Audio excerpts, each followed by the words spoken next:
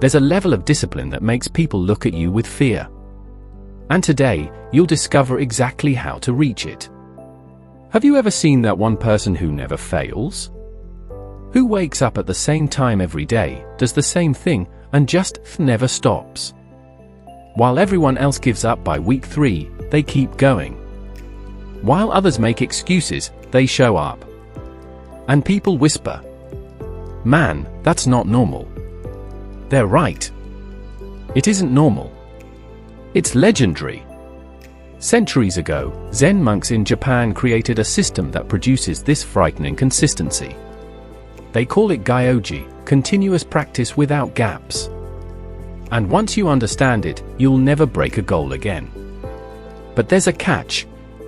This system isn't for everyone. It requires you to kill a part of yourself, the part that negotiates, hesitates, and hides behind comfort. Raphael was a brilliant programmer. Smart, successful, but weak in one area, consistency. He couldn't stick to a habit for more than 2 weeks. Gym? 2 months. Meditation? 1 week. Reading? 3 pages, then forgotten. The cycle was always the same.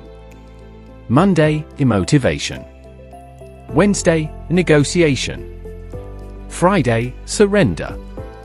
Sunday, new promises. He tried everything. Habit trackers, rewards, accountability partners, nothing worked. Because he wasn't fighting laziness. He was fighting the architecture of his own brain. Then he discovered why Zen monks can meditate every single day for over 800 years without missing a beat. And no, it isn't willpower. It's identity. In Zen temples, Gyoji means practice without gaps. Since 1200 AD, every single morning at 3:30 a.m., a bell rings at a Heiji temple. And since 1200 AD, every single morning, the monks rise, not at 3:25, not at 3:35, exactly at 3:30. There's no internal debate, no I'll skip today. The question doesn't exist. Because once they take their vows, they're not promising to meditate, they become meditators. The negotiation ends the moment identity changes. Your brain categorizes every decision into 2 boxes, reversible or irreversible. Reversible decisions create negotiation. Irreversible ones create freedom. When Raphael understood this, everything changed. He made his habit public. He wrote, "I am a person who meditates for 20 minutes every day at 5 a.m. for 90 days. He signed it. Posted it online. Told everyone. His girlfriend laughed. His co-workers rolled their eyes. Perfect. Every doubt became fuel. Now, the pain of quitting publicly was worse than the struggle of continuing privately. That was the point. The public declaration turned failure into humiliation, and humiliation became motivation. But even then, every morning was a war. His body didn't care about his new identity, it wanted sleep. He realized the next step was non-negotiable hours. Most people waste energy asking, when should I do it? Morning or night? Before or after breakfast? Every time you ask, you drain willpower. So Raphael chose one fixed time, 5 a.m. Not because he liked mornings, because everyone else was asleep. No messages. No noise. No excuses. The time wasn't about optimization, it was about elimination. Eliminating every possible reason to delay. The first week was brutal. His body rebelled. His mind resisted. But by week 2, something incredible happened. He started waking up 2 minutes before the alarm. By week 3, his feet hit the floor before his mind was awake. There was no thought, just movement. Fixed time had removed one variable. But his mind found another, the what. Some days he meditated. Other days he read. Sometimes he exercised. It looked like freedom, but it was chaos. Every small decision was another negotiation. So he made a rule, same sequence, every day. 20 push-ups. 10 minutes of meditation. 10 minutes of reading. Same order. Same timer. Same everything. People called him robotic. Perfect. They didn't understand that being robotic was the goal. The mind was screaming for variety, and variety is where consistency dies. By week 6, he was halfway through his push-ups before realizing he'd even started.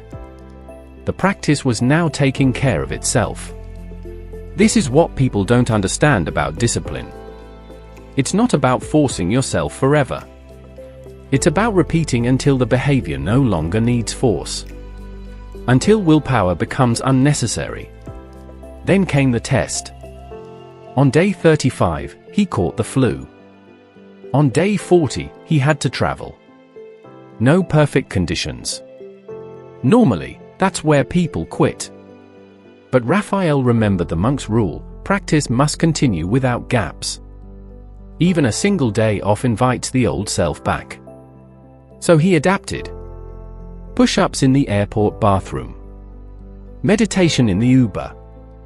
Reading on the plane. Imperfect, yes, but continuous.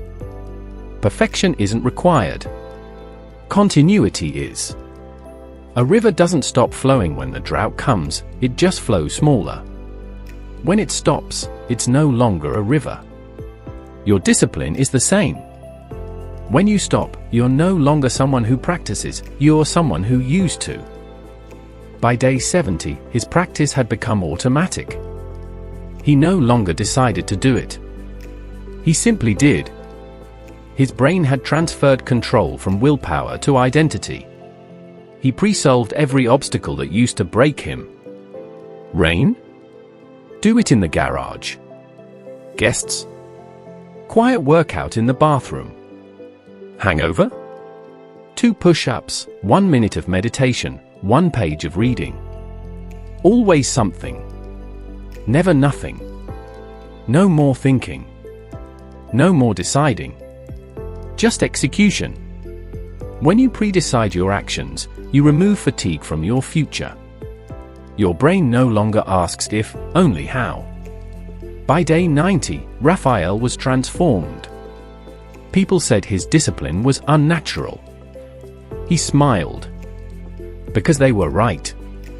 He wasn't natural anymore. He was reborn. When your discipline starts to make others uncomfortable, that's when you know you're finally operating at the right level. Because your existence exposes what they've convinced themselves is impossible. They'll call you obsessive.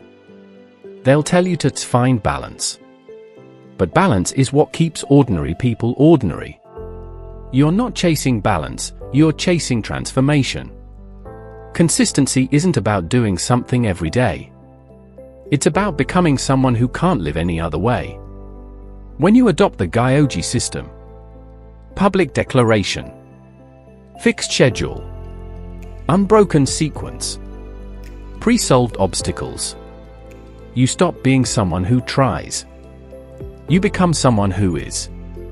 And when people look at you and say, "Man, that's not normal," smile. Because you'll know.